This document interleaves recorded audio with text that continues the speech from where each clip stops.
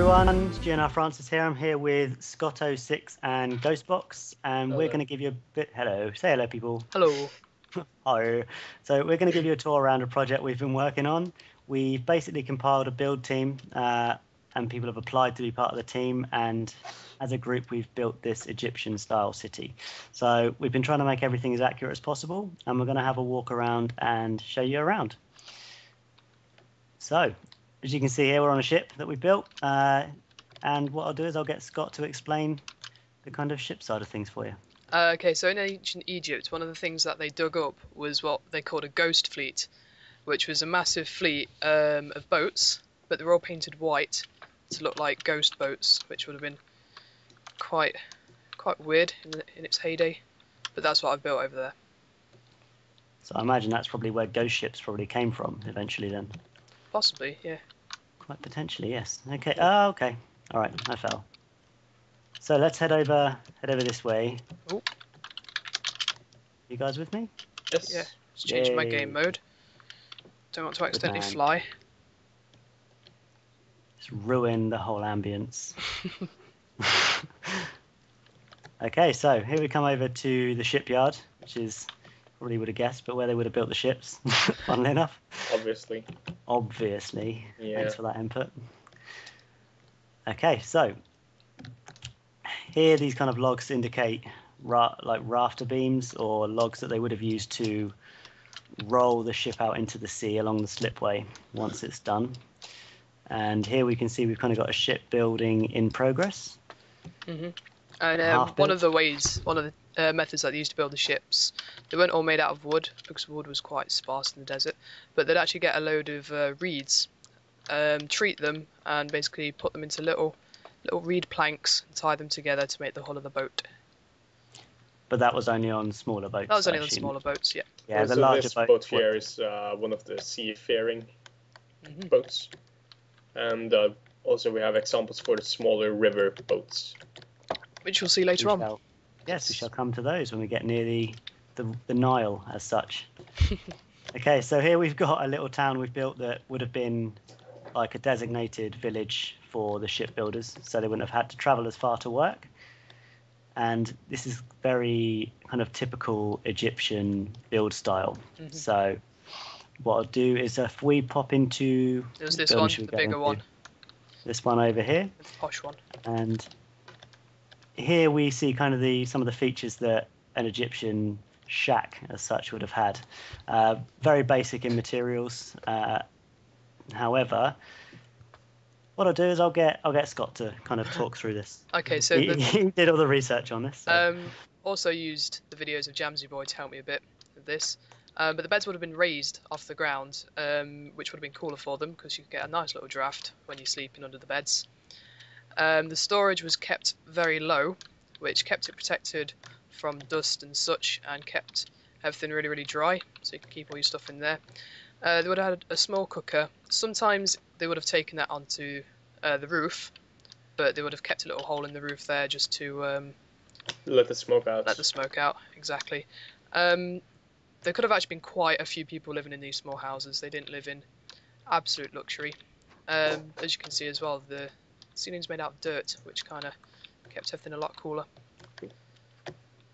And the reason we have a dirt roof on this, most houses you will see, is because there's a little garden, also quote-unquote garden, on top of them. And they would have sat out here, depending on, obviously not in the daytime because it would have been really hot. But baking hot. Baking hot, yeah. So that's kind of all the features of the house, really. The stairs were on the outside. Go on. Yeah, I was just about to say the same. Stairs on the outside, just to conserve space inside, because they could have had something like up to sort of 6 people, I think I read. 6 people kind of living in one of those small houses at a time. So they needed all the space they could get. Okay, so now we kind of come out onto the dock area. We've got a few more ships here as well. We tried to make every boat a little bit different. What we did with this is using different colored wool. Because, well, as Scott said earlier, the boats will be painted. Too. And we've tried to keep the sails sort of the similar way, because in Egypt the wind would have come from the north down the Nile. So you were reading a bit about the travel in the boats, weren't you, Adam? Yeah, where the Nile kind of ran from north to south down Egypt, the sea was in the north. The wind generally used to blow from north to south, which meant the travel kind of down the Nile was quite easy for them, because if they were heading north out to sea, they could just flow with the current of the river, or if they were heading south, they could just use the strength of the wind to push them against the current. So we've kept everything here Relative. with regards to the wind relative to that.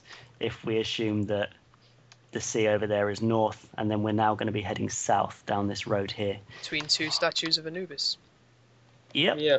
Another thing, it wouldn't be kind of typical having statues of, say, gods, but... Yeah, usually if statues were built, they were of the pharaoh, because the pharaoh would have issued it, and they saw themselves as gods, as such. Then we thought, like, it looked cool with... I mean, yeah, we've tried to keep everything as accurate as we can, but in with that, we've also tried to make kind of an element of grandeur about the place. So, although, yeah, most things are accurate, but there will be some things that don't quite fit in. So here we have the obelisk. Yeah, obelisks were very Typical. prominent in their kind of architecture and build style. They had a lot of these. And Scott's been kind of looking into a lot of hieroglyphics and the way they used to write. The time scale that we had, I couldn't actually learn ancient Egyptian. But I've been, having a go at hieroglyphics, which has been quite difficult with like 1 meter squared blocks. But I've written on there Kaipolis, which would have meant crown city. And that's kind of like the name that we took for this place. So yeah, that's just on the obelisk there. And right next to the obelisk we have the markets. And this will be very, very central.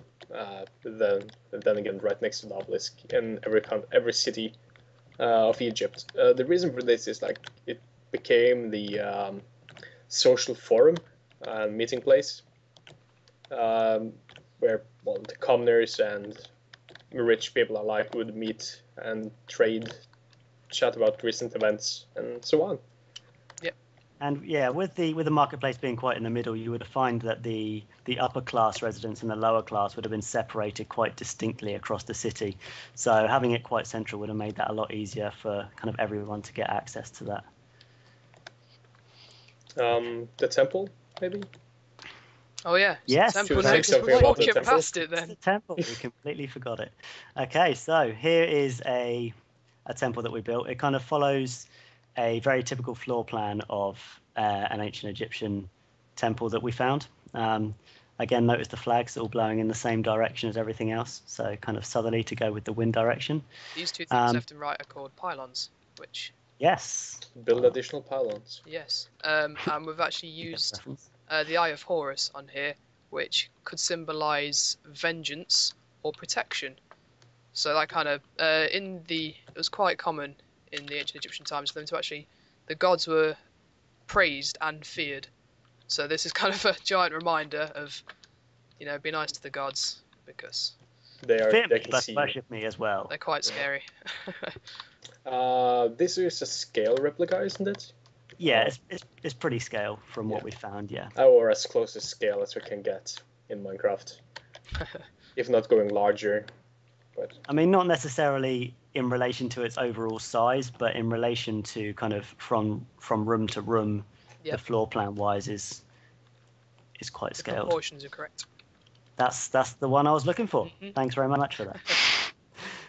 The floor would also have increased in height as you got deeper into the temple, up to its highest point, which would have been the room here where we've got a shrine as well.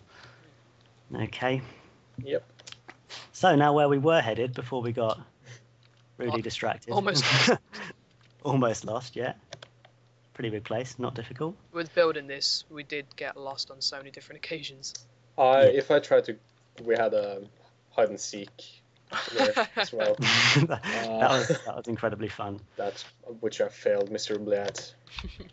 Didn't you have like 5 minutes and you couldn't find either of us? Yeah, and I supposedly walked past Adam Quite a few many times. several times.